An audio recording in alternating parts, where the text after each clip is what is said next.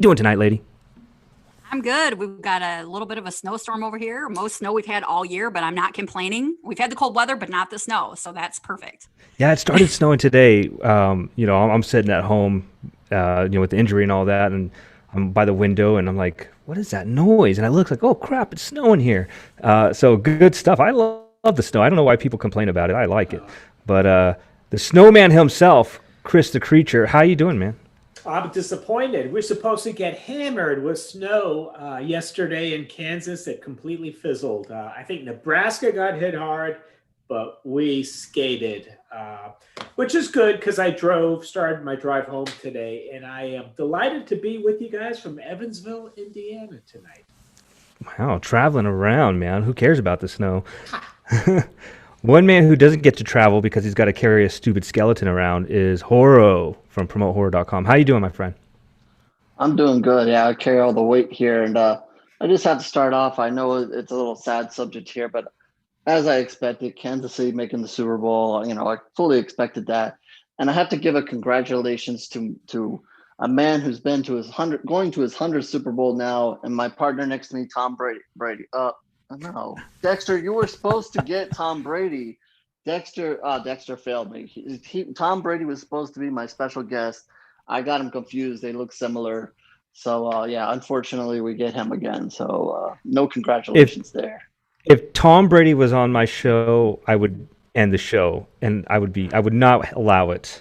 I'm sorry. I will not be watching the Super Bowl. I can care less. I hate both these teams with a passion. Okay, I don't hate Tampa Bay as much. It's just things that have correlations with the Raiders, and I don't want to see Kansas City win. So if I had to say I wanted one team to win, I'm going to go with Tampa Bay. And yeah, it's just a nightmare scenario for me. I'm sitting there hoping Buffalo or the Packers win, and now they both lost, and it's just a nightmare. So anyway, enough about football. I'm excited to get into our show tonight. Good stuff all around. We have a little surprise for you. We don't have a guest or a featured movie that we're going to be talking about, but what we're going to be doing tonight is each of us are going to present a movie that was based on actual events. Because I feel like when you turn a movie on, or if you know about a movie you're going to watch, and it has that pop-up based on actual events or based on a true story or true events, I think it just makes that horror movie a little bit better, because you're thinking like, oh shit, did that really happen? And you got to go back and do your research. Obviously, it's Hollywood. They dress it up a little bit more. They make it a little bit more exciting. But in some cases, they might have to tone it down a bit. Who knows? So we got some really cool movies lined up for you. As always, we have our regular segment. So I'm going to kick that right off with the Fear the Beer of the Week. And this one here is Winter Chills, because we are in winter, and just like Muse said, it is snowing outside. This is from Fordham and Dominion Brewing Company, and that is out of Dover, Delaware. And yeah, 7.5% alcohol. Cheers to you guys. That's got like a weird aftertaste. Caramel, yeah, it's like a caramel and a sweet aroma. I'm not a big fan of this one. It's a little. I don't know if it's the medication I'm taking too or what, but I'll suffer through that one just like a bad movie. All right. As far as the horror movie Flashback, there were some pretty good ones here. I wanted to go through a lot of modern movies that have just came out. The first one released today or yesterday on January 25th was The Mothman Prophecies. I believe Richard Gere was in this one. I did not see this. This was 2002. I did not watch this one. I heard good things about it, but I had not seen it. January 24th, 2003, Darkness Falls. That was a good movie. It was all right. I thought it was okay. It wasn't horrible. What else? Phantoms, 1998, January 23rd, Ben Affleck. Gotta love it. What was her name? The one that married. She was in Scream.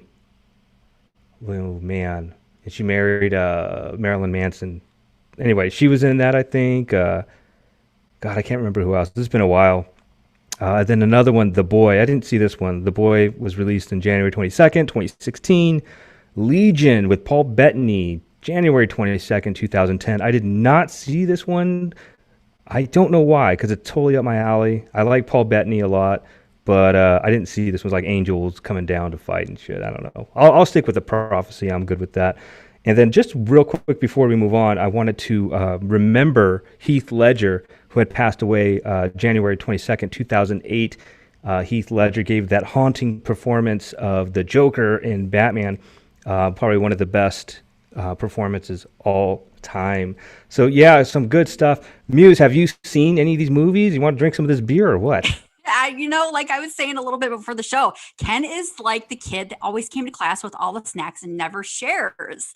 So I definitely want to drink your beer. I'm like over here, like, give me something. But it sounds kind of like, I don't know if it's going to be that great. I think Ken might actually not mind sharing this one because he's not a big fan of it. But Yeah.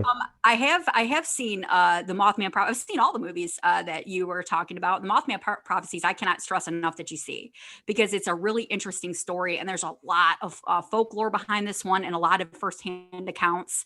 It's really, really good. Richard Gere is great in this one, and it's just really like a genuinely unsettling film. So I have to honestly say that would be 100% of you must see. And Rose McGowan is who was with Marilyn Manson. Rose McGowan. I didn't want to cut you off. I was like, Thank you. I'll chime in a little bit after he gets done. But I was trying to think of her name actually at the moment, so I'm glad I had a second to think about it. But Well, let's get into your Sinister Six. Yeah, let's do it. All right. So we're going to be talking about horror stories or horror movies based on true events shortly. But I kind of felt like it would be interesting to do a Sinister Six based on locations that are, that I want to see, that are actually actual filming locations for horror movies. So the first one is actually a building called the Dakota, which is located in New York City for Rosemary's Baby, which we all know is the classic from 1968. And this movie was, this is just one of those buildings that just looks like it should be used in horror movies. Really, really classy too. I wanted to live there actually at one point because it looks so kind of like, it's kind of like has that Gothic Victorian type of architecture and everything like that. So definitely one of my favorite horror movies. So I would definitely want to visit the Dakota. They're used in, of course, we all know it's like the huge apartment building that Guy and Rosemary Woodhouse live in. Rosemary's Baby there in New York City. So that's the first movie. The second is I would love to visit Evans City Cemetery in Pennsylvania there from Night of the Living Dead, of course, also 1968. And this is like, I think, a landmark spot for most horror fans. And actually I've come across some people there on Twitter that live not far from this location where they filmed. And so it's a big draw for a lot of horror fans. And it would just be kind of cool. You can actually see the headstone where Barbara's brother struck his head, and it's actually there and everything. So it's really it would be really cool to see. I'm a huge fan of that movie, and it was such a groundbreaking movie for the zombie subgenre. The third movie is The Exorcist, and obviously you've got to know that. Oh, I'm sorry. It was I skipped. I skipped one. No, wait, no. You gave me Jaws first. We're gonna go ahead. Do whatever you want. Okay. I'm sorry. I think I wrote them Technical backwards. Difficulties. Huh? Technical, yeah. So the third is The Exorcist from 1973, and of course it's the infamous M Street stairs there in Georgetown, Washington D.C. That would just be really cool to see.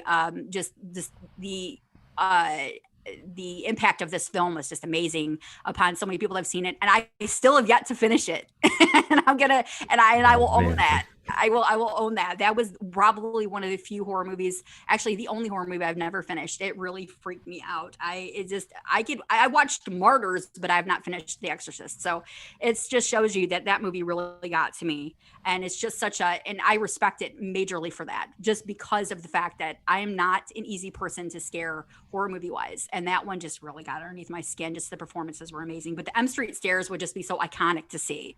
And I would love to see that. So I'm sorry, Ken. So now we're gonna do Jaws. I'm all over the place here. Sorry, we're gonna do Jaws now. The fourth movie is Jaws, of course, and the beach there that is used there in Jaws is actually called Sylvia State Beach, and it is located, I believe, in Martha's Vineyard. And of course, this would be so cool. I mean, this is the movie that made me like say, screw the ocean, I'm done, I'm not doing it. And it would be just really kind of iconic to see where they filmed and stuff, and just to know that this was where all these crazy scenes had happened and everything like that. So, and I'm a huge Jaws fan, so I would have to see that one. My fifth movie is Dawn of the Dead from 1978. And of course, I'm talking about the Monroeville Mall, which is still open, by the way, and is actually, you can actually go there and shop and everything like that. I'm really surprised there are any malls open. It just seems like all over Michigan, they're all closing. It just seems like malls are almost a thing of the past. So unless, I guess, I can honestly see, I'm just glad that this one is still up and running, and you can actually visit it. You can shop there, and it would just be kind of cool to see the location for this, another very iconic George Romero zombie movie. And my sixth movie, I was kind of split on, but I chose The Fog, and this is the lighthouse from The Fog. You can actually go down the stairs, actually go inside the lighthouse, where we saw Stevie Wayne and all kinds of peril there in The Fog from 1980. It's actually called the Point Reyes Lighthouse, and they do let you go in and tour, and it would just, and you can go down those endless stairs. I just remember the stairs she was going down throughout that movie. I'm like, God, this is brutal, going to work like this every day. The wind is whipping out there. It's just looked cold as hell. I'm just like, God, that just must be brutal doing that every day. But it's such a great scenic area too. Looks beautiful out there. Just the view you can see from where she's sitting there in the lighthouse. Just one of those really iconic spots. And just a few honorable mentions. The Crystal Lake Diner from Friday the 13th is there in Jersey. It's actually called the Blairstown Diner, for those that want to visit it one day. And I'm going to leave some of the rest for if some of you guys, I don't want to steal too many, but I just wanted to throw that one in there. But those are my favorites. It's definitely a bucket list, something I would like to see those locations one day as a horror fan. Those are just locations I have to see. There's a lot of great horror movie locations, but those are my favorites. So I gotta just rewind for a second. Let me pull it back here. So you mentioned two of them, The Exorcist. So I got to tell you about the stairs real quick. I went, my wife was literally in her 9 months pregnant, or 8.5. I don't know what it was, but she was we went down to Washington D.C. It's like a 3.5 hour drive or some shit. And one of the things that I had to do was go find the steps, right? And mind you, my wife is pregnant, and every single bathroom we have to stop at because she's got to go pee or whatever. And we're looking for the steps. We're walking. People say, oh, yeah, you can walk down there. It's like Foggy Bottom, they call it, and whatever. You take a subway. And I have my phone, my GPS, and it says, I'm telling my wife, it's supposed to be right here. And I turn, and I make a slight turn to the right, and there they were. And I can't explain, I don't know why, but I got this chill down my spine when I saw them, because it's kind of right next to this gas station, but then it goes to this alleyway where the steps go all the way up, and it's really dark, and I just happened to get it when nobody was there, right? And it was one of the, I don't know why, and I'm not a pussy, but I was a pussy at that moment, and it was it was scary. And my wife will tell you that she's probably never seen me scared before until that moment. And I think it's because it's part of your childhood, and you grow up with this, and you see. Mm-hmm. I've seen this movie, and I know what happens. I know what these stairs represent. So it was really scary. Anyway, I took pictures. I acted like I was falling down, like somebody's gonna throw you down. Yeah. Well, at the end, it's just there's a scene at the end. You haven't seen the whole thing yet, but I was like Father Karras at one point, and I just walked up and down the steps, and it was really cool situation. The Martha's Vineyard one. So my boss has a house that he grew up in Martha's Vineyard. He grew up watching them film this right at the bay there. And they built this whole little structure of houses, and so he's really cool information on there. One day we'll talk about Jaws, and we'll get some information out of that. But they built all these little houses along the dockside when they were proving, because nothing had ever came like this to that town, is what he told me. And they built this whole scene, and he saw the puppet shark and all this stuff. So really cool stuff, really cool list. I don't know if you guys have anything to add to it, any places that you guys would like to see, but I should get my ass out to North Jersey and check out the Crystal Lake Crystal Lake Diner. Yeah. Yeah, I got to do Yeah. that. It's definitely a landmark spot. I just want to say before everybody jumps in, my husband's over there pointing at me. He gave me the idea for the Sinister Six, so I got to give credit to him. So I'm like, Oh, what do I do this week? I usually try to line it up with a movie, and I'm like, what do I do? And I'm just like, I've done so much different stuff. And he's like, what about locations? And I'm like, oh yes. So yeah, I got to give him some shout out and love for that. So okay, so, thanks, Jamie. yes, he actually went to the bathroom, but so we Well, gave him tell, a tell him, That's tell all he him to, gets. tell him to cut it short. Right, hurry up. I think I just started toilet flush. All right. Omar, what do you got, HorrO? Yeah, let's check out what HorrO's got over there. Well, the bathroom is always a great location as well. So, we can start Yeah. there. Plenty of good scenes in the bathroom. I guess one I have to mention is the Overlook Hotel for The Shining. Wouldn't mind swinging over there one day. Some easy ones, major houses in slasher movies from our 80s, from Freddy, Halloween, even Camp Crystal Lake, some real easy places there. I wouldn't mind going out to just, I guess to make it more general, just Salem, Massachusetts. There's tons of stories about how spooky that is and scary that is and ghost stories there. Wouldn't mind swinging over there one day and just kind of picking up on that vibe and going through that. And I'm sure, I can't think of any off the top of my head, but I'm sure some movies have been filmed there, or I know there's plenty of movies based on events that have taken place there. So that would be another place to look. And I guess if I really, really wanted to be daring, which I would never do, is to hit the Blair Witch forest there. I don't think I would have the guts to sleep out there, but maybe pass somewhat closely by. Maybe that's a possibility. But yeah, I'm not much of a camper for many reasons, and I don't think I would actually go out into that. So that is, I guess, my input on that one. Some great choices, and I love that. I was like, I'm not going to touch the 80s. I'm gonna let someone else get that one. There's so many good ones. Yeah, I totally agree. I would love to see the house they used in Halloween. I was reading that they had moved it across the street, and it's now like a chiropractor's office. So you can't actually go. It's private property. You can't actually go up there and take a real good look at it. You have to kind of stay across the street, but still, it looks the same. They've repainted it, but it's obviously still the same house. And I think somebody actually lives in the Elm Street house. So of course, they'd be like, who is this strange woman out on my property taking pictures? But I would totally do. I'd love to see those. Those are some great ones. All right, Chris, I know you got some good ones. Yeah, a little bit more on Jaws. Of course, it was filmed in Martha's Vineyard, and they would not let us in Martha's Vineyard. We're not part of the beautiful people, so our opportunities to see that are probably gone. It's definitely high rent district. But do you know who played the coroner in Jaws? The guy that classified the Chrissy's death as a boat propeller accident. Yep.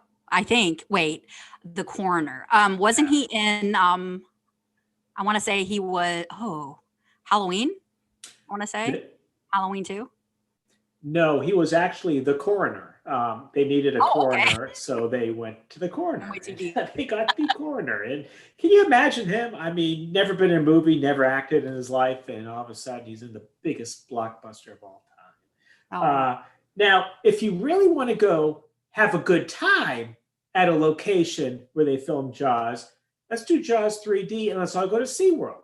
And this was being filmed in 1983. And I know, no, excuse me, 1982. And I know that because I was there. We played Auburn in the Tangerine Bowl, which is now the Citrus Bowl. And we were all there, and Auburn was all there. That's what, remember Bo Jackson? He was a freshman back then. And we got destroyed. But we got to go around SeaWorld, and they were just wrapping up filming of Jaws 3D. And Louis Gossett Jr. was like the master of ceremonies at the game. Very unsuccessful game, but it was still fun. Okay, back to The Exorcist, the staircase. All right, let's do something a little bit more macabre than the staircase. When I was on the drug squad up in Baltimore division, the Eastern Avenue separates District of Columbia and Maryland. That's never been a good neighborhood, at least not in the last 50 years. And a lot of federal legislation came about just because of Eastern Avenue, where local cops could actually go across the street and make an arrest. That was a big thing because you could do your deals in DC, cops come, you step across the street in Maryland, and you couldn't be touched. Federal legislation changed that. But if you continue down Eastern Avenue, just a few blocks from where many of those drug things took place, there's a greenhouse on the District of Columbia side. And that is where the little boy lived whose story William Friedkin and William Peter Blatty were very aware of and read. They were given files by the Catholic Church, which they could read about an exorcism they did on this little boy. Now, the actual exorcism of the little boy took place at a mental institution nearby, but that's the house he lived in.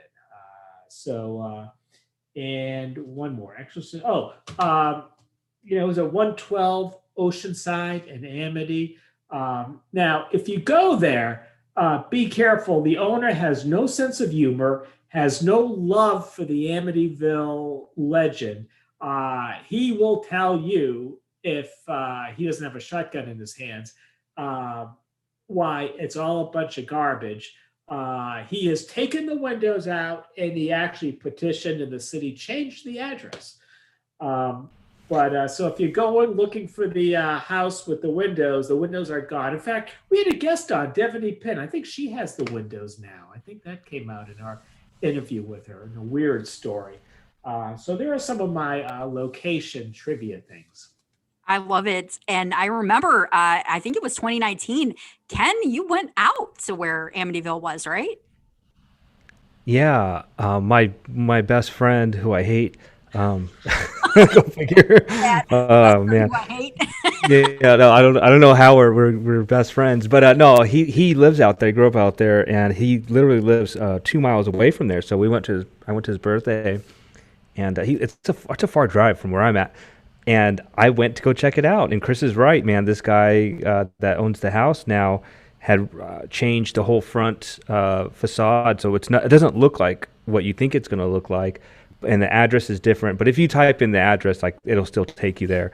And it's this looks like a normal house, but the town is really nice, really, really nice, really quaint, tiny little town. But yeah, I got to check that out. And yeah, Chris, I think you're right. When we had Devaney Penn on, I don't know if they were her windows or if they got it from the film and they put it in there, because we mentioned that, like, it looked like those windows in that little room there when they were doing like that exorcism to her or whatever. So yeah, good memory there, man. Yeah, I mean, great choices, everybody. There's so many great movies and so many great locations we can visit. I'm sure a lot of listeners out there have a whole lot more. It'd be interesting to hear their input one day. So yeah, that's the Sinister Six. So I'm going to pass it on back to Ken. Yeah, I totally messed up, and I kind of I thought HorrO was going to jump right into the horror movie rundown, but yeah, here we are. Take it away, HorrO and Dexter, horror movie rundown with the promote horror. My fault. Probably, I'm going to blame it on you. It's always my fault, dude. That's always a go-to. Just blame it on the skeleton. I mean, I don't know why you guys make it so complicated here. I mean, what do you think I have him for? If my notes are wrong, if Tom Brady doesn't show up, it's all his fault. I mean, still disappointed. He told me Tom Brady was coming, but whatever. I still say they look the same. Okay, so I promised after last week that I would actually do a remake this week, and I am doing one here. So we're actually going to talk remake, two movies versus each other. Maybe not the most exciting movie to pick, but some of the other ones I kind of want to save for certain occasions and more appropriate times. So what I'll say to tip this off is, have you checked the children? Okay, When a Stranger Calls. Okay, so just to kind of clue you on this, and I don't know how you guys seen the remakes, the originals, or what. I'm assuming Chris has seen the original. I just, to prepare for this, watched the original. I had never seen it. So this is one of these times where I'm actually doing things in reverse, where I saw the remake first and then went back and saw the original. So I'm going to first, I guess before I get into that, just for anybody who doesn't know what this movie is, basically it's another babysitter horror slash thriller movie. Babysitter comes over, parents leave, children are asleep, and things seem like they're going to be okay. And all of a sudden, this babysitter gets a phone call from a strange dude, and he's, hey, have you checked the children? He starts calling and calling. He's nagging her about the children, and obviously, being a horror slash thriller, bad things are going to happen. Obviously, both these movies have their own make of what goes on here. So again, I'm going to start with the 1979 version of this movie, which is the original, and taking this, that, remember, I saw the remake first. I had different expectations going into this movie, and I would say I was quite shocked. This movie starts off, and it starts very much into this whole babysitter thing. They waste no time. She comes over, parents leave. She's gonna sit down and do her thing, and all of a sudden, I'm kind of been brainwashed into the 2000 movies here. I'm thinking, the typical, when her friend's gonna come over, when is all this gonna happen? This movie does none of that. Bam, this guy starts calling. Before you know it, she's calling the cops. Before you know it, bam, he's already done his thing up there, and the cops are dragging him away. I'm like, wait a minute. Now, I've seen the remake, and I'm thinking, wait a minute, is this just a really short movie? Like, what is happening here? Basically, everything that happens in the remake has already happened here, really quickly, within maybe 20 minutes or so, give or take.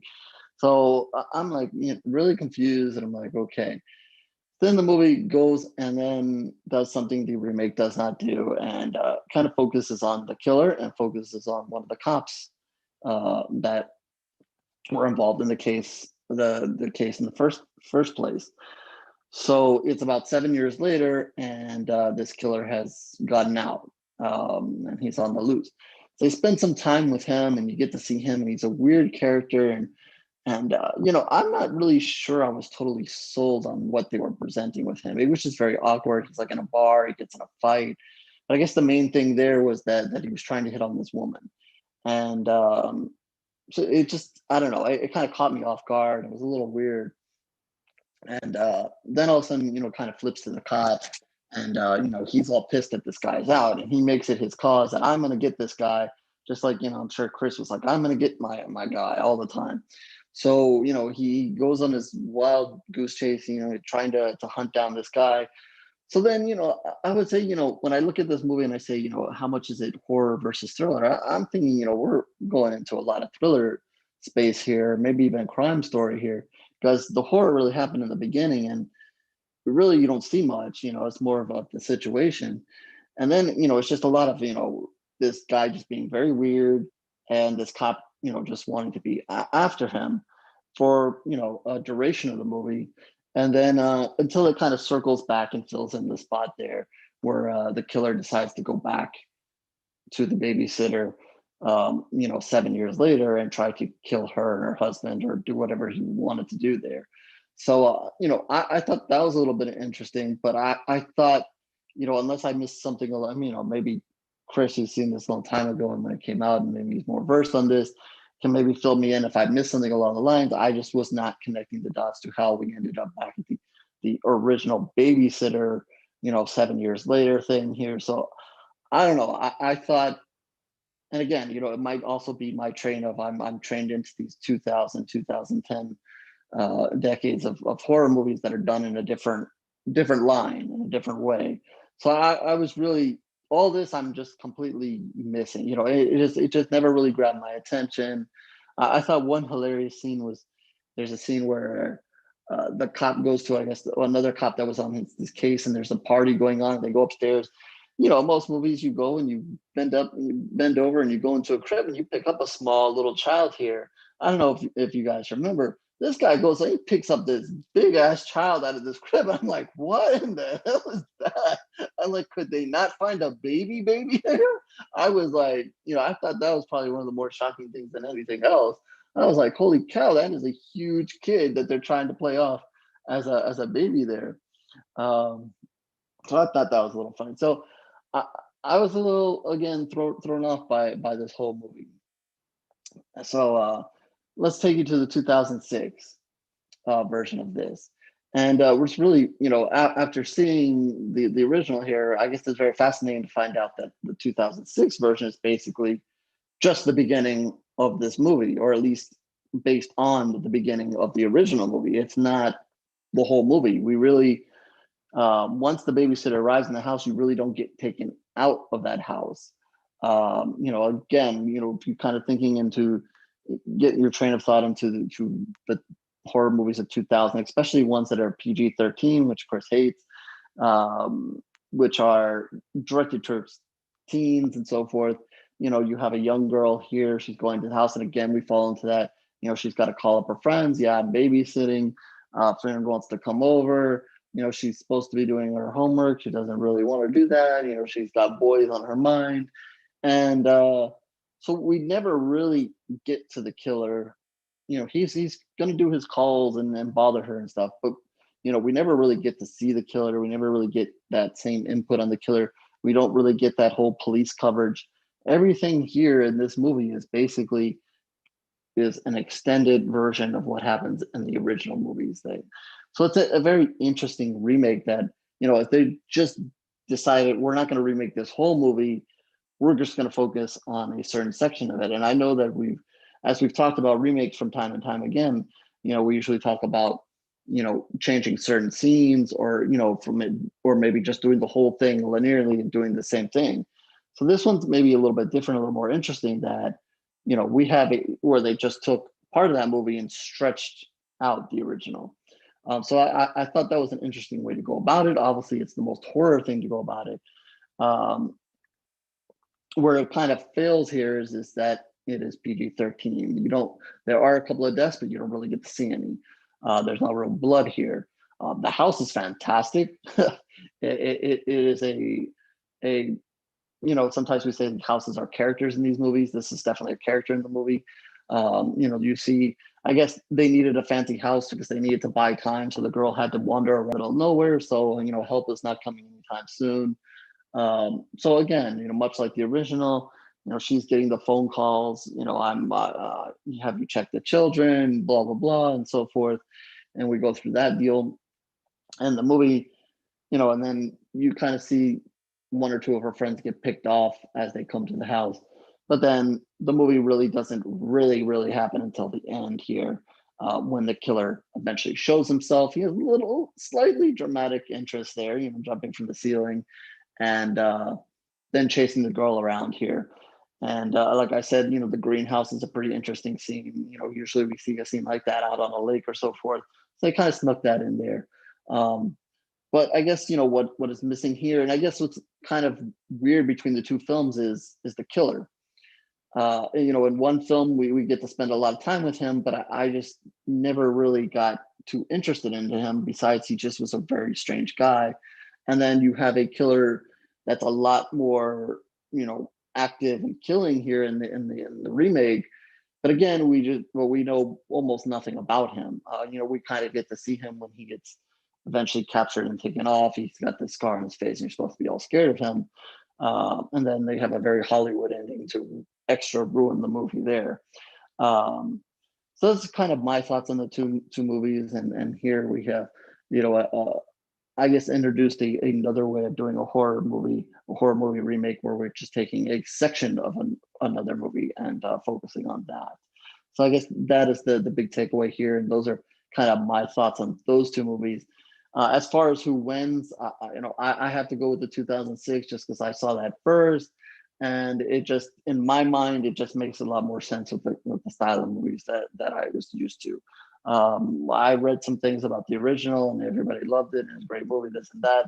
And, not to take anything away from it, I just couldn't, get into it. And I guess maybe it's just not didn't end up being my style, or at least what I'm used to. And that was probably a big reason why. So I'm going to throw it to Chris first of all, because I'm going to assume he has some interesting things to say about the original, at least. Yeah, the original is funny. I'm a lot older than you guys, and I remember when the original came out, and you had, just like today, these contrived news stories about people couldn't get babysitters anymore. Because the commercial was that voice, have you checked the children lately? And then that was it.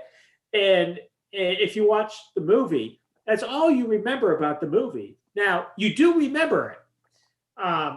And it had one of those reactions. Jaws was like, you won't go in the water anymore. And everything in the 70s was, you won't do this anymore. You won't do that anymore. And this was 78 or 77 or 79, something like that. And there were stories. People couldn't get babysitters. Babysitters were horrified. Police were having conferences with babysitter. I don't know if they did or not, but these were the news stories making it around. Interestingly enough, a couple of neat points about the second one, which I saw. Good movie, forgettable, but good. But I remember the house, and I remember it was a contemporary thing, and it had all the gadgets. And I think there's a scene at the end over a footbridge, over a koi pond in the backyard. And I think the remake of Friday the 13th with 2000 and whatever played on that when Willa Ford, who's, if you're a hockey fan, Mike Modano's wife, the water skier, was under the dock, and the killer was up above and just stabbed underneath and got her in the head. But most notably, the babe in the movie, and I forget her name, and good actress. But most notably, I believe right after the movie, she started dating Tim Tebow. Who knew? So the first one has that aura around it that it actually caused a public reaction. And the iconic "Have you checked the children lately?" But beyond "Have you checked the children lately?" nobody remembers anything else. There's no Jason that inspires a sequel, or Freddy that inspires a sequel. The bad stuff happened either right before or right at the beginning of the movie. And then it turns into a police chase where there's a cop battling himself, battling demons, battling the real demon, this guy. So the second one, good movie, has none of that, though. And by 2006, 2007, you've forgotten about it. But both are worth a watch. And both probably could have been a whole lot more. And one of the things that it wasn't a whole lot of more is that taboo area where we're still not comfortable, and we see it breached a lot, where little children die horribly at the hands of these killers, because you read news stories enough about that, and maybe we don't want to see that in the movie. So those are just a few thoughts from me. I'll jump in next. I didn't see the remake. I did remember, and I had to go back and check my work, but they made a sequel in like the 90s. It was like part 2 of the original, and it's like Carol King. Carol King, I think, was the actress's name. I guess she's like working with a detective to find a killer or whatever. But I remember it was on TV, and I was like, oh shit! And so I didn't watch it. I just remember the commercials or whatever. And I think that there are certain horror movies where scenes are timeless, and that line or that whole scene where she picks up the phone and "Have you checked the kids?" is something that is going to be written in the history books of horror movies, because it's such a scare. If you're a parent, that's terrifying, or a babysitter, and then the story goes on, and is he in the house? Where are you at? Whatever, and that is simply terrifying. It's scary, and I think that little scene kind of just makes the whole movie. And Carol King obviously does a great job. But I hadn't seen that movie in such a long time. When you said you were going to talk about a horror, I thought that was pretty cool. So I would love to see. I don't know if it needs a remake now or anything like that. And I can't think of the gal that plays the one in the newer film here. She was in Cruel Intentions, I think, with Melabelle. Yeah. But I don't think we need to see another remake of this. Maybe we could do like a male babysitter in there or something like that, like switch it up a little bit. Because truth be known, when I moved to New York, I moved as a nanny. I was a nanny for 2 kids. That's how I came to New York, and that's a whole story in itself. But here I am. Anyway, I'll throw it over to Muse.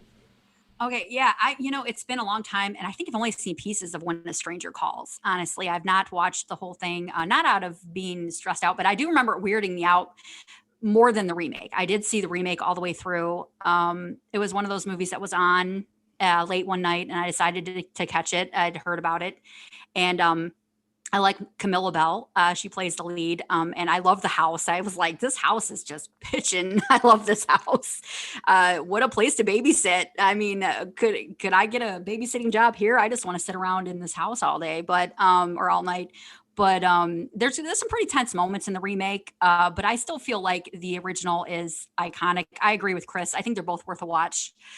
But again, don't like HorrO was saying, again, don't expect the same story as the first one. There's some similarities, but it does not go into the whole movie from what I remember. But the first one just weirded me out. I think it was just the guy and the setting. It was more of a thriller. So if you're looking for a pure horror here with some of the elements that you're used to seeing in kind of edgier horror movies, this is not going to do it for you. But I do think this is a good thriller, kind of like almost on the verge of a mystery. And it's got a lot of good buildup and tension and everything like that. So I liked both, but I need to go back and watch the original because I don't feel like I gave it its share of attention that it should have received for being such a landmark type of film. But out of that, I would say that I feel like these remakes are missing the opportunity to get our ratings. I want to see edgier. I want to see scarier. I want to see more.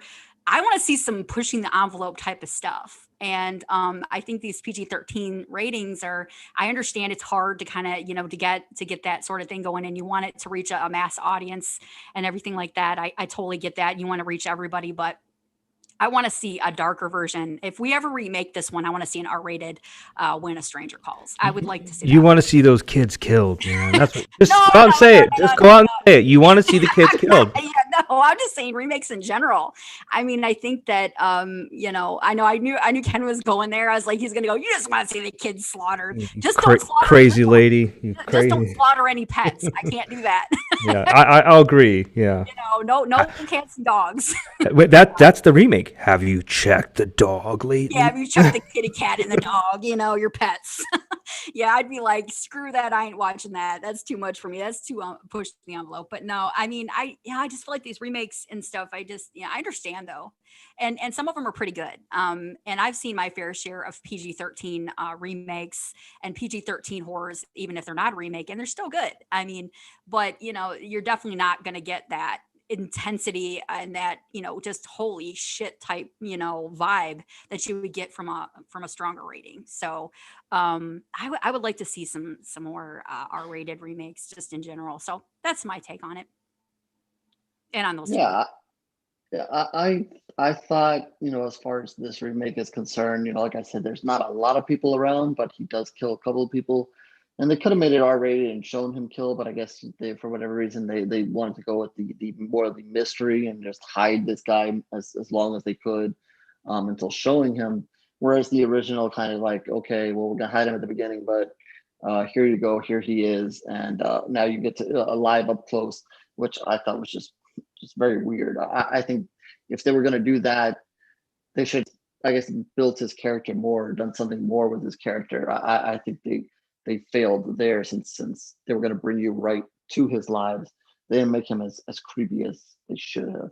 But I'm all in agreement with Chris. We needed a rated R version here, or even probably a non-rated version where, like the original actually kills the kids from what I remember. They just don't show you anything. They're like, he killed the kids and that's all you know. And no, we need that camera to go up there and we need to see what happened here. We need baby cam like Paranormal Activity or something. We need to see that. We have to go to see the Asian remake where they'll actually show you that happen, and that'll please you. So with that, we'll jump into a little bit of news, not a whole lot, but I'll start off with kind of giving you a release date update here. We've been kind of tracking things since the beginning of the year, and movies are trying to find their spots and their limited theaters where people may or may not be going to see them. for all those, I'm sure over the weekend saw it, Godzilla versus King Kong had the big trailer came out. But now, since I guess it went so well, they're going to move the release date out a couple of more days. So we have to wait to March 31st to see that. And I know Ken wants to comment on this. Well, I want to talk about it at the end. Okay, so remind me before we end it over, because I want you to keep going, but I want to talk about that. Okay. So yeah, so we had the trailer for that, and now they've moved this to the 31st. So not long, a couple of more days that you'll have to wait for that. Escape Room 2, really unsure why we're doing this another escape room, but I guess that has been moved to January of 2022. So we'll have to wait for that a little longer. A Quiet Place, they found a spot in September 17th. And Ghostbusters, which has moved all the way out to November 11th. So we have to wait a really long time for that. I don't know if anybody out there saw it. They showed a picture of the new so-called Slimer, or the replacement for Slimer, and that was god awful. I don't know what that was, but yeah, that hit hard, and I'm like, oh god, hopefully that's not a sign for what's to come in this movie. I know we're gonna have some of the original cast there, but again, I'm not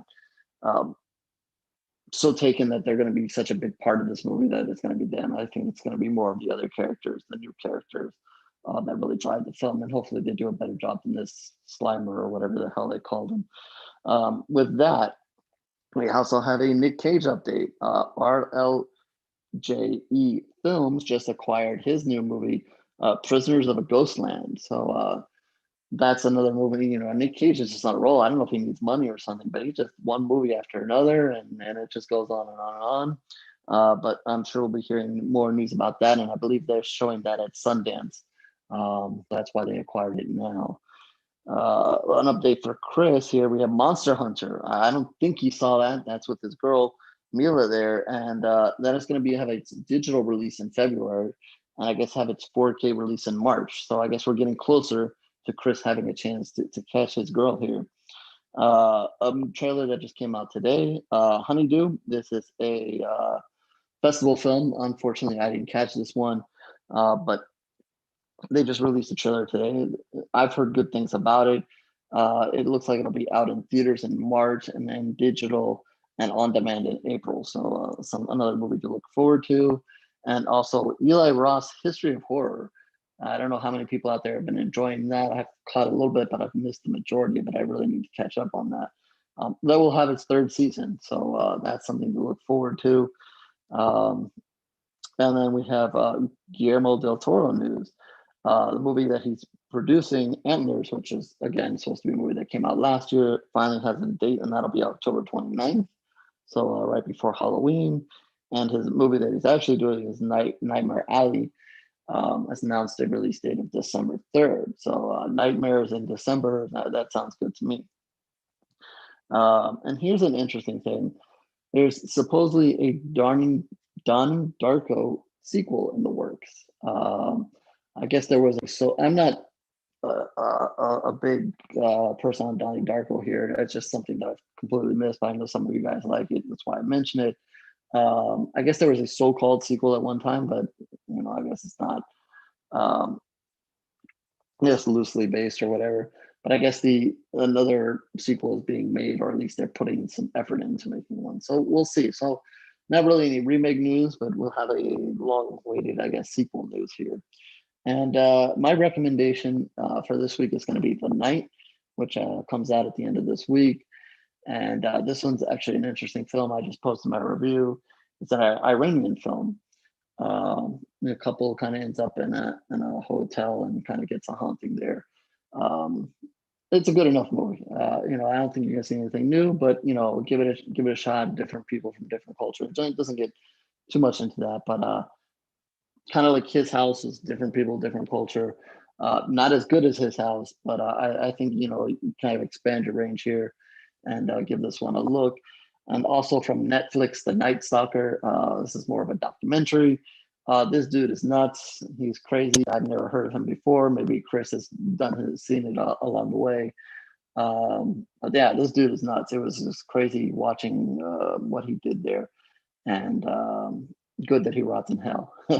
And with that, that's the end of the rundown. And I know Ken will pass it back to you with your thoughts on Godzilla and Kong.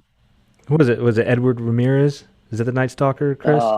Richard Richard Ramirez. Ramirez. Yeah, he even looked scary, man. That guy.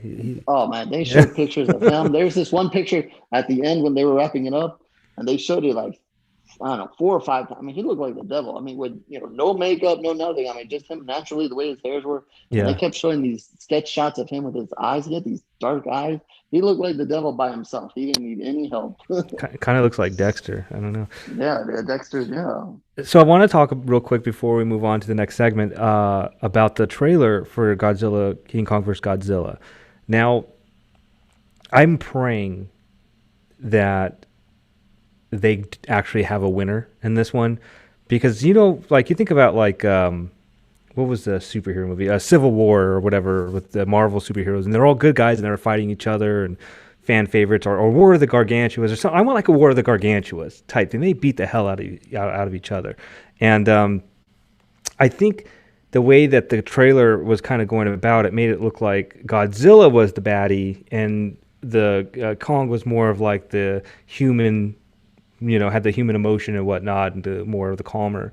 But I want to just see monsters really beat the hell out of each other, and I don't want to see something like PG-13, and I don't want to make it about the humans and or whatever. I know they got Elle from Stranger Things in there, and then the guy from True Blood and whatever. I don't want to see that. I don't care about the humans. I want to see War of the Gargantuas beating the hell out of each other, carnage. I want to see hardcore. And if we get to see like another monster come in there, like Mechagodzilla or something like that, but I don't want them to join forces. I want to see all three of them fight, because I grew up watching monster movies. I grew up watching the these Japanese monsters come and destroy the city. I loved it, and that's what I want to see. And if you ask me who the winner is going to be if it went head to head, I was thinking about it because I wanted to ask you guys. And before we move on, I want to see who you guys think would win if they make this where there is a winner. And I'm going to have to go with Godzilla on this one. And purely based on just raw animal instincts. And now I think the gorilla with King Kong is smarter. He's closer to, he thinks like a human, but maybe that's his downfall, and the reptile or, Godzilla is more of like, I just want to kill things. So Chris, I think I'm going to throw it to you. Who would you think would win straight up? Godzilla would win that radiation fire. Yeah, there you go. But the only thing I want to see, and at that trailer ticked me off, I don't want to see a little girl with some sort of psychic connection. She needs to get stepped on in the first 5 minutes of the movie. Otherwise, I don't want to see it. Like who saw that coming? Oh, there's an original plot device. Oh, great. Somebody thought about this. Oh, yeah. Anyway, I've said my piece. Godzilla would win. All right, Muse, you got to throw your 2 cents in there. Who's going to win, Godzilla or King Kong? You know what? I'm rooting for Kong, but I think it's going to be Godzilla with the win on this one. I just think that I don't know. I just think that the favor is more on him. I saw an interesting perspective, and I'm just going to kind of be the buzzkill for a second, like I usually am. I want to see him fight, but then I want to see him team up against some bad guy that's going to emerge at the end, right? That's what I don't want to see, but I think you're right. I think you're right. I think that's what's going to happen. They're going to. I want to see him. I want to see them kill each other, but I do want to see them team up at the end, because I just think that's a tag team from hell. I love it, and but I do want to see them fight. I love like that Mortal Kombat type of sequence fight scene. So if they do duke it out, I'm not going to be heartbroken. I think it's a win-win either way, no matter what you do. I want to see them team up and just kill all the humans and just everything. That'll be cool. On this person, and I'm like, that's what we're really wanting to see, right? I mean, and then I'll get them on the podcast after they're done with the carnage. I'll get them on the podcast, and we'll get an interview out of them. All right. Well, that's the Promote Horror 666 Killer Movie Rundown. All right, we're going to jump into our next segment. We're going to kind of marry 2 segments into one. We don't have a guest for tonight, but we are going to talk about movies that were based off true life events or true stories or what have you. And Chris is going to kick it off with his creature feature of the week, in turn with his movie he's going to be presenting that has to do with that next segment. Take it away, Chris. Yeah, back in December of 2014, a few months after I returned from Guyana, a movie I saw on Netflix called The Sacrament. And I don't know if it came out in 2014 or 2012. And this is basically the Jim Jones thing from 1979. And again, I'm a lot older than you guys. I remember watching that on the news and what was happening. So I want to talk about Eli Roth's movie, The Sacrament. A terrific performance. They changed the names by Gene Jones, who plays basically Reverend Jim Jones, but only known as Father in this. Now, it's a very interesting time. It's very easy to look at today's events based on your own history. It is easy to see so-and-so is the worst thing in the world, and so-and-so is evil, and so-and-so is evil, and Trump is evil, Obama's evil, Bush is evil, Clinton's evil. And then you say, we're in unprecedented times. We've never had extremists like this. We've never had discourse like this. It's actually not true.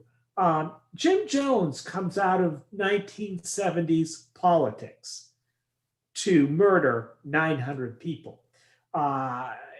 Jim Jones, back in the 1970s, was courted by the California elite politicians and also by presidential candidates. The Carter administration, before they got elected, courted him. Lillian Carter, the first lady, even before she was first lady, had a number of lunches with Jim Jones, courting him, wanting his support. Harvey Milk, the city councilman who was assassinated in San Francisco, courted him and had hundreds of Jim Jones followers in San Francisco handing out leaflets for him. Mayor Moscone loved him. If you wanted to go anywhere in California politics or San Francisco city politics, you courted the Reverend Jim Jones and his people. But guess what? Taxes. We all pay him. We all hate him, but we pay him because you know what happens if you don't pay him? You go to jail, and he was about to. So that's why he fled from San Francisco to Guyana. And in November of 1979, that's when all the news stories hit. The U.S. congressman goes down to Guyana because he heard about abuses taking place against Americans at his compound. Congressman Ryan is gunned down on the runway along with his cameraman. And then it all falls apart for Jim Jones. He knows the gig is up. And so now this is very important. The legend has it, he gave out the Kool-Aid and people drank the Kool-Aid, poisoned Kool-Aid and died. Now, it wasn't Kool-Aid. They'll tell you this in Guyana because they still drink Kool-Aid in Guyana. Flavor Aid, which is a knockoff of Kool-Aid. Does that make a difference? It does to the Kool-Aid people. So we're going to get this straight. It was Flavor Aid. So 900 people die at the compound, poisoned. A few of them who wouldn't drink it were injected with the poison and killed. Now, oddly enough, most did it willingly. It's not the first, not the last time. Well, it'll happen again. You guys remember the Hale-Bopp Comet, I believe, in 1997 with that guy, Marshall Applewhite in California, convinced his followers there was a spaceship coming to take him down, but they had to die first. And so they all did. And I don't think his spaceship came down, but it happens. It's going to happen again. So interestingly enough, you might be thinking, well, you're there. The guy is such a larger than life character. I could see people just following him blindly. Well, they weren't the only people to drink the Kool-Aid. The administrative offices for the People's Temple, this compound, hours and hours into the jungle, nothing else is there, was in the capital of Guyana in a place called Georgetown. It's a nice house on the ocean. And that's where their administrative offices are. And they had 8 church members working at the offices. And just before Jim Jones went out and killed his 900 followers, he calls his administrative officers and say, Okay, drink the Flavor Aid. And they did. The hours away from him, they did. And the first police response found 8 dead bodies in that house. And there was also word there was a shootout on the runway by the People's Church. And then the Guyanese government, the Guyanese military, realizes there's a problem. This is long before the U.S. arrives there. The Guyanese military sends out helicopters, paratroopers go down into the temple, and they have 900 corpses. And it's summertime. Well, it's always summer in Guyana. It's November, but it's summer. It's right by the equator, and it's hot. And they radio back, hey, everybody's dead. No sign of violence. Come get us. Send the helicopters back and come get us. And in Georgetown, where the military control is, they say, oh, no, you're not going anywhere. If there's no violence, it could be a plague or something. We don't know what's going on. So these paratroopers had to sit with the bodies for 3 days as they decomposed in the heat. I got a chance to talk to a lot of those guys. Fascinating people. And because and the way the subject came up is I was in Guyana. We're at this great Chinese restaurant in Georgetown, one of the best Chinese restaurants I've ever eaten. And they say, hey, you're in Guyana. What do you want to do? I said, I want to go see the people's, where all that Jim Jones stuff happened. And there's a lot of fires there. The place has been overtaken by the woods or the jungle, and it no longer is there. But they did take me to that house where 8 people died, which is a story in itself. Okay, this movie goes heavy into who Jim Jones was. Now, interestingly enough, they don't use the term Jim Jones. They don't mention it's Guyana, but you know what it is. And they go into his politics. They show, remember, this guy is basically courted by every 1970s Democrat that wants to get anywhere in California. Now, they'll all disavow him by Christmas time, well after the killings. But Jim Jones, he stoked on people's fear as well. And Eli Roth brings this out well. He has this guy, and the media's again, this is Jim Jones talking. Yeah, you folks in the media, you don't want to hear the truth. And he goes on and on. He's obviously stoking friction between white people and black people. He does it very well. He plays to the lowest common denominator, and there's a lot of the lowest common denominator around for him to get enough followers. Now, in the movie, Eli Roth tones it down, believe it or not. Nobody's going to believe 900 people are going to drink the Flavor Aid. Well, in this movie, I think it's 114 or 121. It's horrific that he has to tone it down and still deliver a horror movie, because what happens in front of you on the screen is horrific. And watching Gene Jones as the Reverend, he does such a wonderful job at it, and you can see it, and you can see his paranoia, and it gets into a lot of the seedy stuff that we know later on. He could take anybody, and the character in the movie does the same thing, any woman he wanted as his wife, basically free sex with anybody he wants. And this movie goes into it. He took drug addicts, cleaned them up, brought them down to the jungle, and then selectively got them addicted again, depending on what he wanted to do to them. And so, good news. But yeah, he cleaned them up, but there was a purpose for it, and then he dirtied them up again. Well, we follow in this movie a film crew. And it's sad because we know what's going to happen to them. They go down. They're taken with this guy, as so many people are. Now, in America, we make villains too late. Nobody saw this coming until that November day. And in this movie, it's the same thing. But we're with the film crew when things start going sideways. Jim Jones starts manifesting behaviors that are, let's say, antisocial, and we can see coming from a mile away that aren't going to end well. We see him taking his brides. We see him addicting people. We see a number of different things. But of course, back in the US, nobody cares about tax problems. Nobody cares about IRS investigations or Department of Revenue investigations. That's the only thing that the government is getting him on now. And so this movie goes sideways. You meet people, you like them, they're losers in their life, they've got hope, they're trying to rebuild, and you just know it's not going to work out for them. And when it all happens, it probably happened a lot like it did in real life. It'd be great to say there was 20, 30 survivors. We asked them, and they told us this, and this. One thing about a good criminal does is he does not leave witnesses, and it was pretty complete here. Now, Jim Jones has some children who, believe it or not, are adults now, in my age, and are very normal, sane, decent people. They don't really want to be talked to. They have been in the past, and there's no similarity between his kids and the monster that took place in 1979.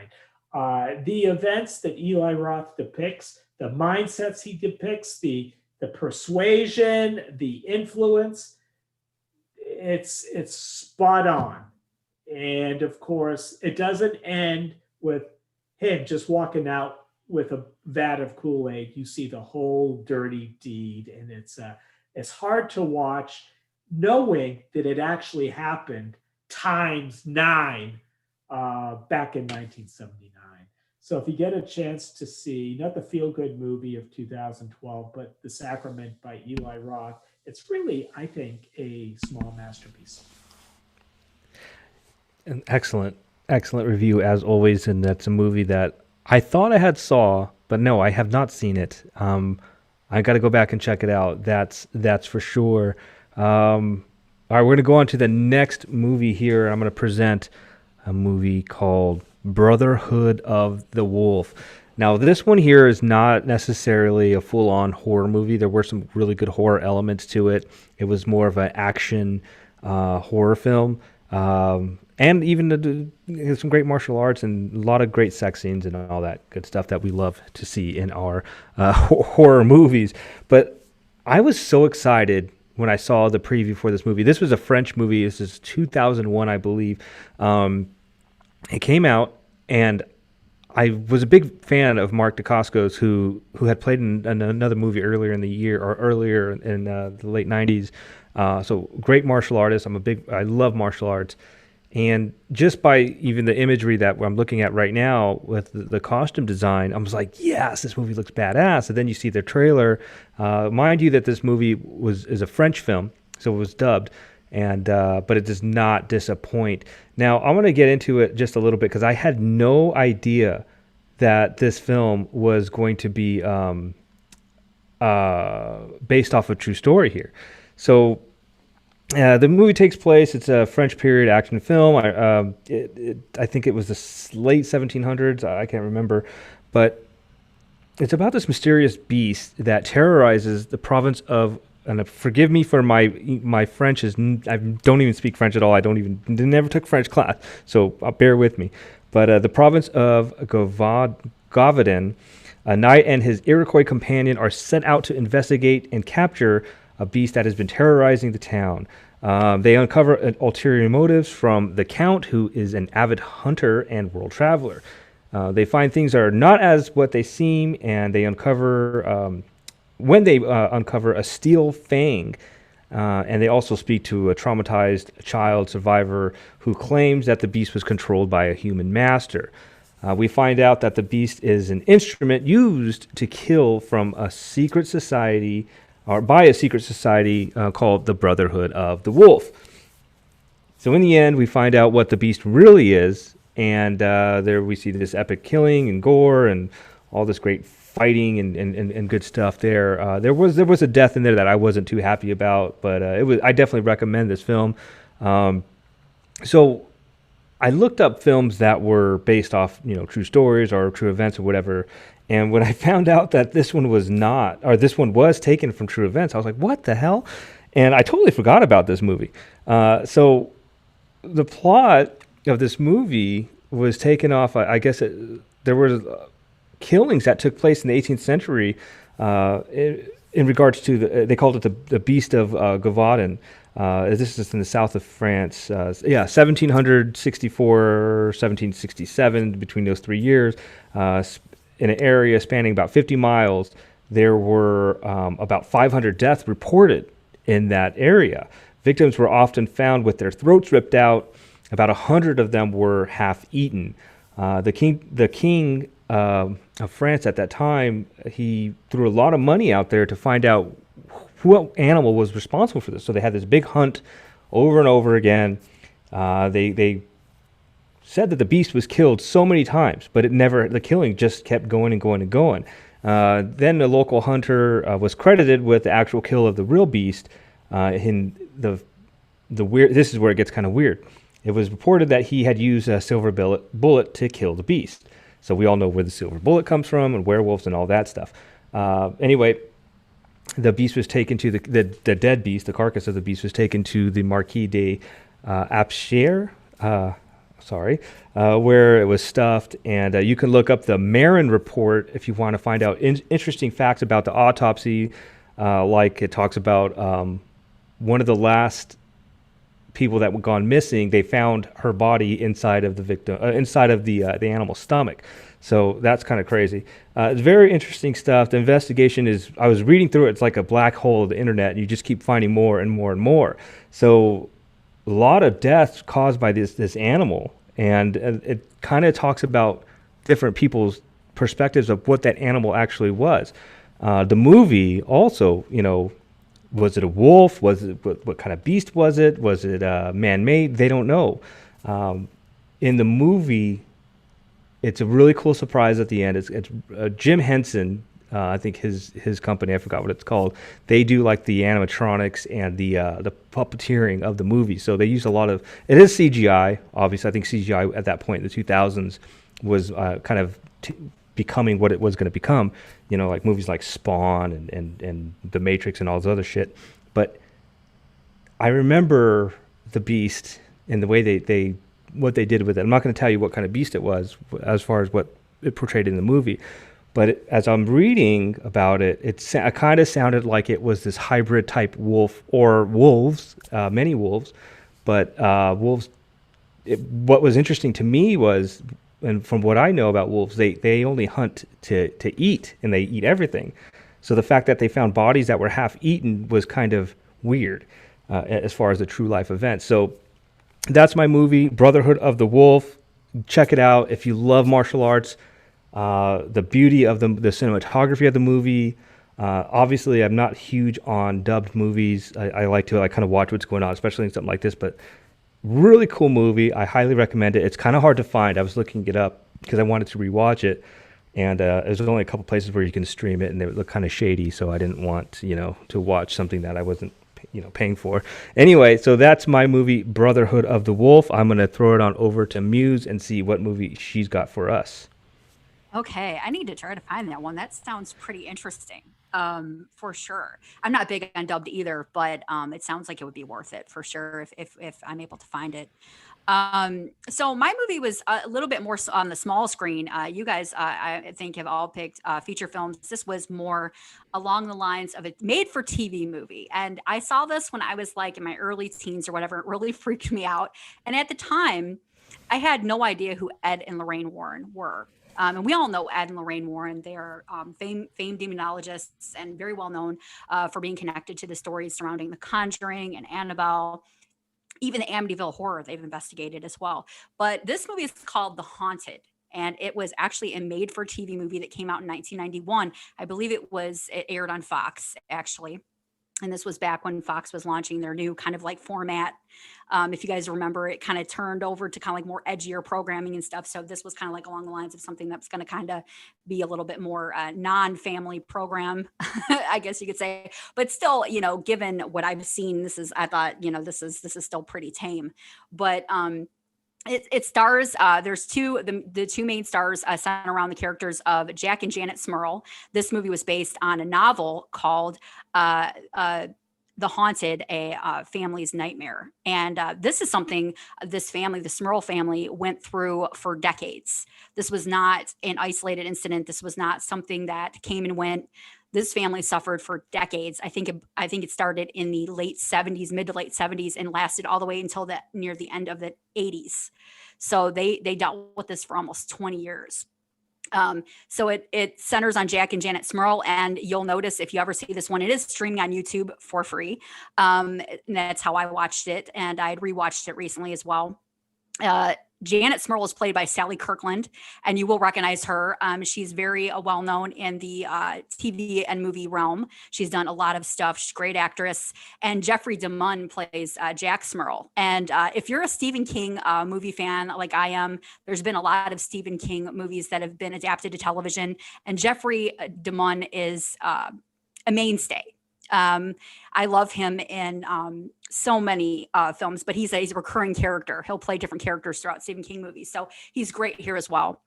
And then there's a great supporting cast as well. But Sally Kirkland and Jeffrey DeMunn take center stage. And I'm not sure of the characters playing the Warrens, but they don't really play as big of a role as you would think in this one. But it centers around a family that moves. Everything's normal for this family until they move to this duplex on Chase Street. And now I don't know if this is the actual name of the street or the location is exact or whatever. When you watch the movie, it does say in the beginning, you get a little a note that there have been settings and names that have been changed to kind of like for dramatization and things of that nature. So I don't know if you would actually be able to find this house or this duplex rather. And they move there and everything's going great. So they move to this duplex and they are relocating from, I want to say Indiana. I believe she mentions Wilkes Bar at one point. So I'm guessing that's where they're coming from. And they're moving there with, I believe it's Jack's parents, who are both up there in age as well. And they're going to live on one half of the duplex. And then Jack and Janet and their children are going to live on the other half. So things are going great and things start out pretty placidly. Things are small at first. There's things disappearing, reappearing, voices. There's an incident that kind of jumps everything off where Janet is doing laundry and she's down there in the basement. And this basement is just... it's like, you're like, this basement is not a happy place. And, basements in horror movies, of course, we know that's where a lot of things happen. And she's doing the laundry and she hears what she thinks is her mother-in-law calling her name. And it turns out that it's not her mother-in-law. And she starts to go up the stairs because she thinks her mother-in-law has come over from the other side of the house. And all of a sudden the voice is behind her instead of in front of her, like right down the stairs. And she's like, obviously there's nobody there. And it's a really kind of weird moment. And of course, things are starting to get in a weird place. So she goes over and hurries over to her mother-in-law's side of the house. And her mother-in-law apparently had come over there, but she said she heard a lot of profanity and cussing. She thought that Jack and Janet were in an argument and she's really offended by what they said and all kinds of things like that. And she's really upset. And things just kind of start happening and they escalate. Sooner or later, the spirit ends up manifesting, starts touching people in the house. All the while, the kids are kept from this. And they don't want really, apparently hasn't targeted the children at this point. And they don't want to scare the kids. But Janet is obviously the first one and her mother-in-law are the first ones to experience it. The husbands are skeptical. They try to talk to the husbands and they're like, what the hell is going on? Are you guys watching too many horror movies? I'm like, this is my husband right here going, you need to stop watching the horror movie stuff. And so I kind of joked with him about that when I was watching it the other day. And but finally, they can't ignore it anymore because it starts manifesting even to the husbands. And again, the children are still unaware of this. And that is when Janet seeks out the Warrens. They're speaking in her city, and a neighbor starts recommending help to her. And a lot of people, kind of think they might just need therapy. Like maybe there's something going on. Maybe you need to talk to somebody. You're hearing voices. I mean, does it really? Is it maybe just you? And she goes to one of the Warrens' lectures, and they come. She tells them what's going on. They agree to stop over, and they do help them. But of course, things get worse. They have a priest at one point come over and bless the house. Things escalate, and things are just getting steadily worse. And they do the best they can with the situation. But the church is not super helpful here in this movie. They don't want anything to do with it. They're trying to kind of shed that image of demonic possession. They want a more pragmatic approach to the church. They feel like that's the old church. And so they're very surprised that the church doesn't really want to get involved, but they do finally help. And they do finally send a priest. Of course, the demons hide during this time. And they make it seem like this Smurl family is crazy. They send a young priest, and he's there for 2 to 3 days. Nothing happens. Not a voice, not a bang, not a knock, not a anything.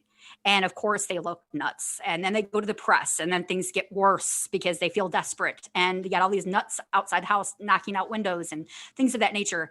There's actually a disturbing scene that scared me the most when I was a kid. And it's Jack Smurl, who's downstairs by himself, and he's approached by a female spirit who actually rapes him on the floor.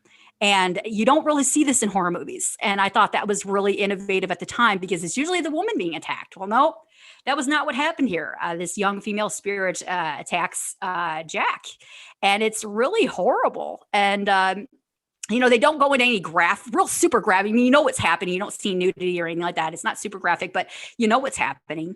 And it's just, this movie just what really kind of weirded me out when I was a kid. So I'm not going to go too much more into it, but I will say at the very end, I'm not bashing the church at all. They did actually go through this they actually relocated at one point and moved from the duplex. Of course, it followed them. And it followed them even when they traveled. It followed their children. It did start attacking their children at one point, tried to drop a light fixture on one of their daughters at one point. And of course, they knew the kids had to be told at this point. And obviously, before something terrible happened. And they did try to relocate. The spirit followed them. And there was actually a church-sanctioned exorcism in 1989, I believe, in which case that seemed to do it. I didn't hear anything else about it. At the end of the movie, we're told what actually ends up happening.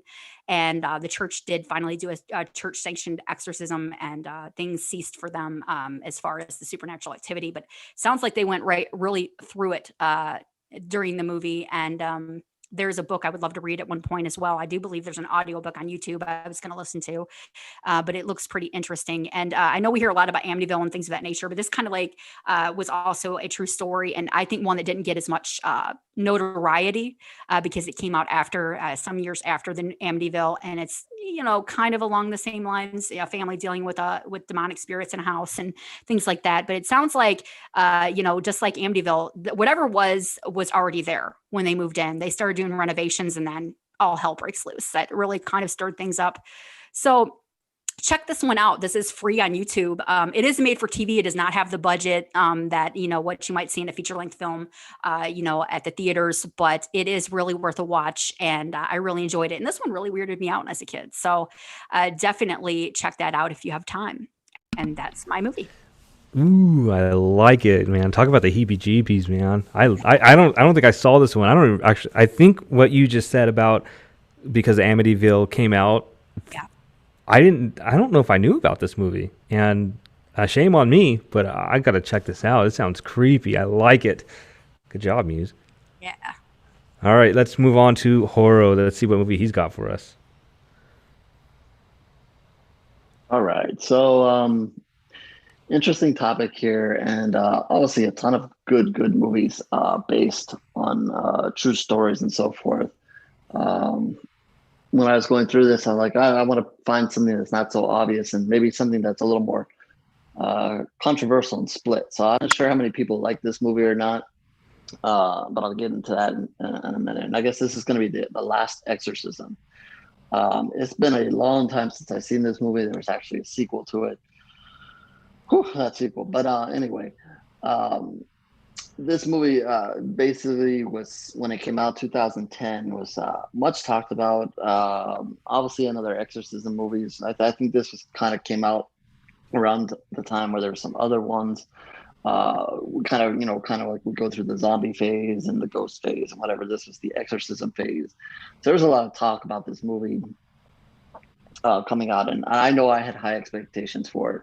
I went back to prepare for this and looked at old review that I did for it, and I forgot the other movie was, but I guess these were two of the big movies that were going to come out horror movie wise, and I would just say that I guess it didn't quite meet my expectations. But anyway, let's talk a little bit about the movie. So I know when it was marketed as based on true story, blah blah, this and that. But really, the exorcism part of this movie is not really what it's based on. I kind of did some looking up, and I guess it's based on another movie which was a part documentary, part expose, which is why The Last Exorcism gets its documentary style from. And the movie is called Marjo, and I guess it follows an evangelist. And I guess I'm not gonna get into what that person did or not because I haven't seen that movie, but I guess it was done in 1972. So I'm guessing they saw this or based it on that, how they did that movie and how they covered that evangelist, that priest, whatever you want to call him. And that's how I guess you got the main character in The Last Exorcism. For those who may not have seen the movie, the story basically follows Cotton, Reverend Cotton, and he is an interesting character. They play him off as another one of these reverends, priests, whatever you want to call them, that you're not sure whether you're going to like him or not. They give you reasons to like him, they give you reasons not to like him. I thought, for the most part, he was a pretty funny character. He does some stuff that you might not expect.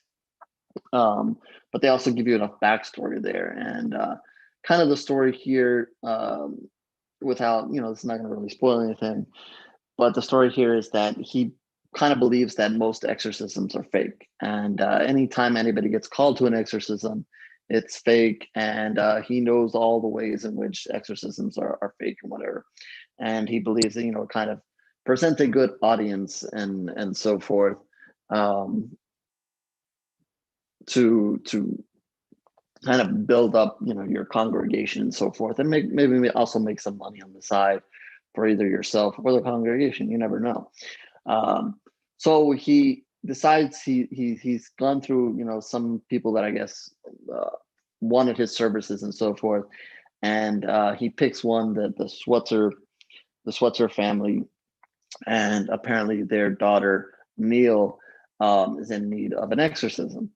So as opposed to him just going out, he has a documentary film crew go with him.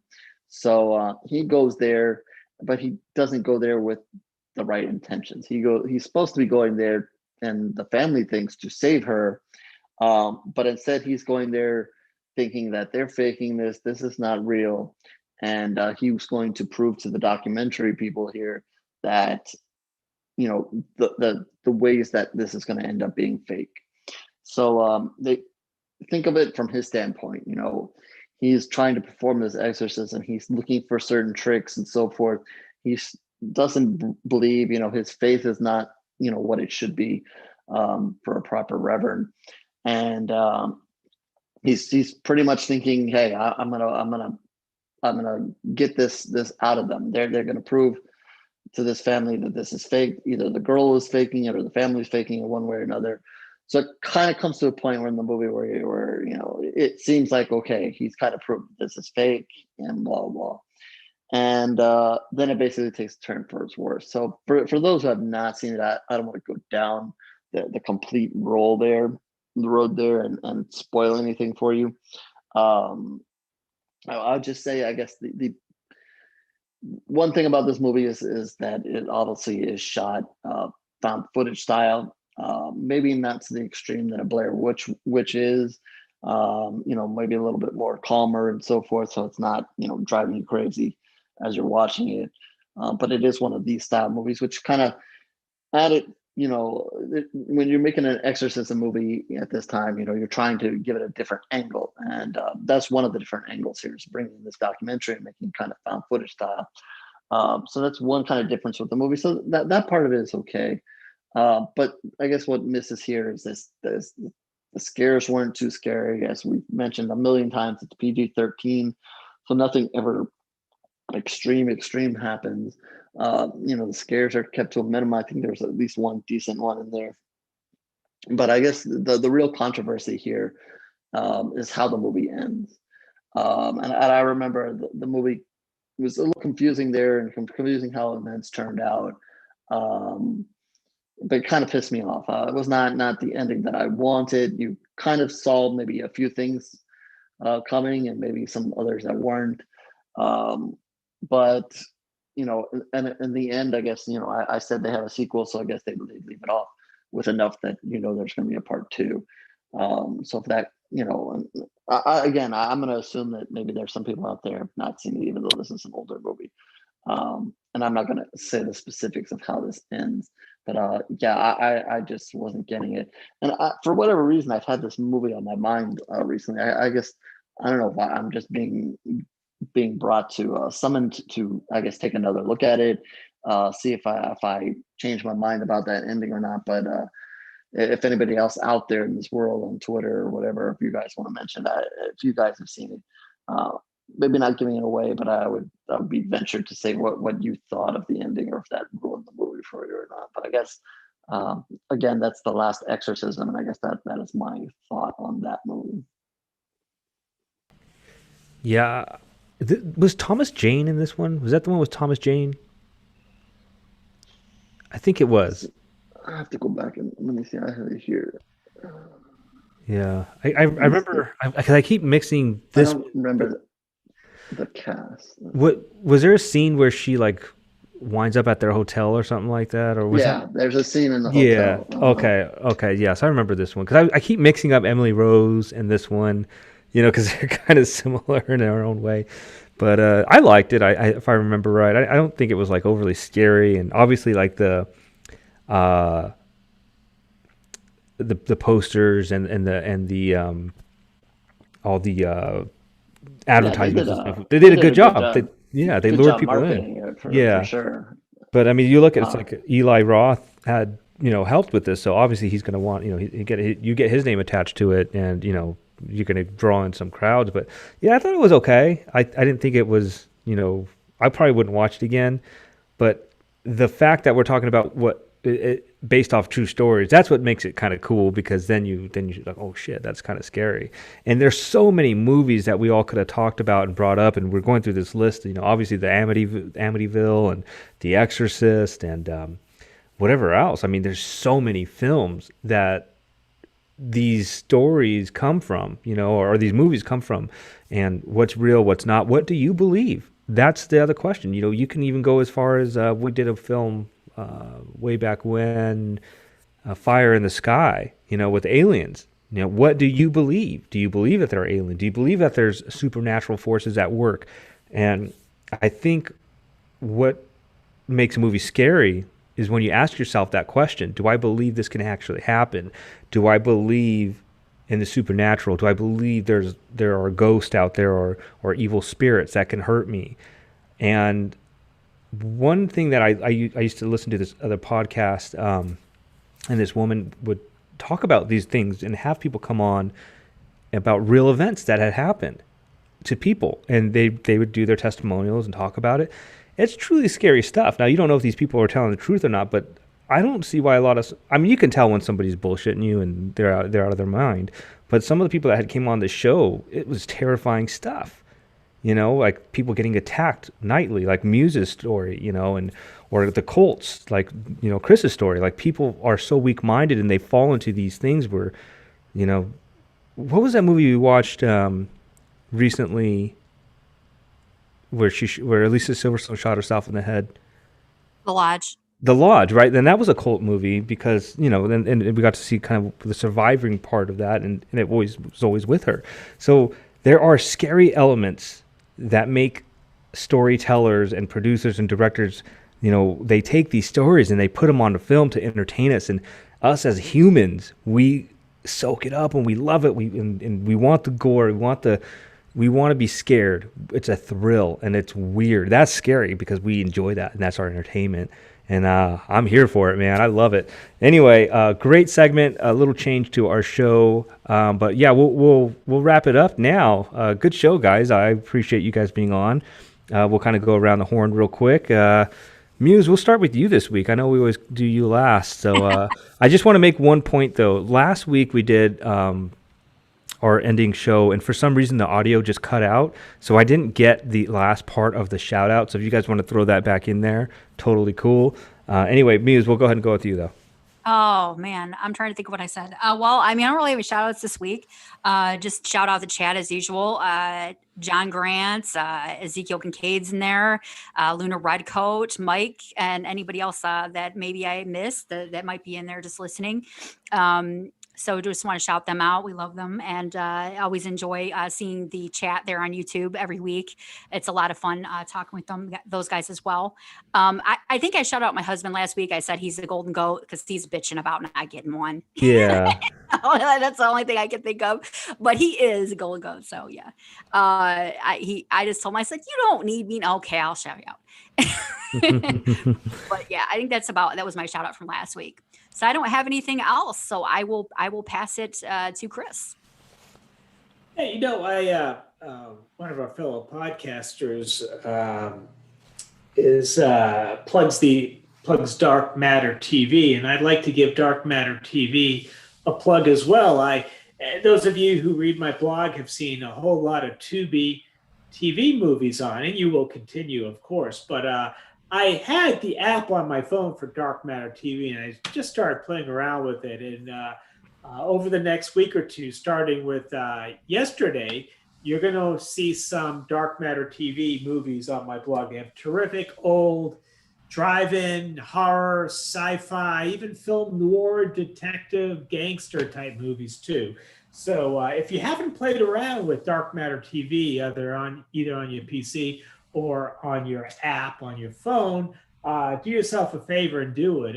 No commercials, free streaming, and movies that people who listen to this podcast are really going to want to see. Go ahead, HorrO. All right, so I guess it's a good thing that we're doing last week's again, because I didn't have anybody for this week. So that's for last week's. That was all Dexter here, and Dexter shout out to our friends at Crash Palace and the last not podcast, and that is Crash Palace and Johnny Numb, and that's JONNYNUMB. Shout out to them. They gave shout out to Dexter. Dexter actually got a shout out here on their best of 2020 horror movies show. So that is Dexter returning the favor, I guess to say. But long time supporters of both of them and their show. I've been friends with Crash since almost the beginning, since I jumped on Twitter. Very early supporter. So I've always appreciated him, and Johnny as well. So shout out to them. They've also done their worst of 2020 films. So they just released that podcast episode as well. So join them on that venture. They had some different selections than us. So definitely venture into that. I think you'll find that interesting. And as always, spread the horror, and we move on.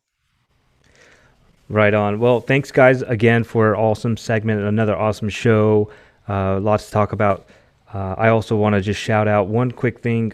Psycho Gorman released last Friday. They had a big weekend. They're having really cool events online, so you can watch it online. I highly recommend it. We had a great time. It's probably one of my favorite shows and movies that we've done out of all the movies that we've done on this show. I don't know why I like that movie so much, but I cannot wait to get to buy this movie and just own it. But check it out. It's a lot of fun. And just a shout out to Steve Kostansky there, and just a great job there. And I hope that the movie's really successful. It seems to be getting a lot of good feedback. And just shout out to all our listeners as well. Listen, new listeners or people that maybe you have a ghost story or a supernatural experience or alien encounter, UFO encounter. Email us, man. I want to hear about this, and I'll read it online. I don't have to say your name or anything like that unless you want me to. You can hit us up on Facebook or Twitter or, Ken at wherethescarythingsare.com. And I want to hear about that. If you have a story that you want to tell, or I want to hear about it, man. I think that, supernatural experiences and ghost stories, or maybe it's a cult story. Maybe somebody tried to get you into a cult, like joining the Girl Scouts or something. I don't know. But I'm just kidding. I love the cookies. I'll eat those cookies. But anyway, that's it for this week. Until next week, keep it scary, my friends.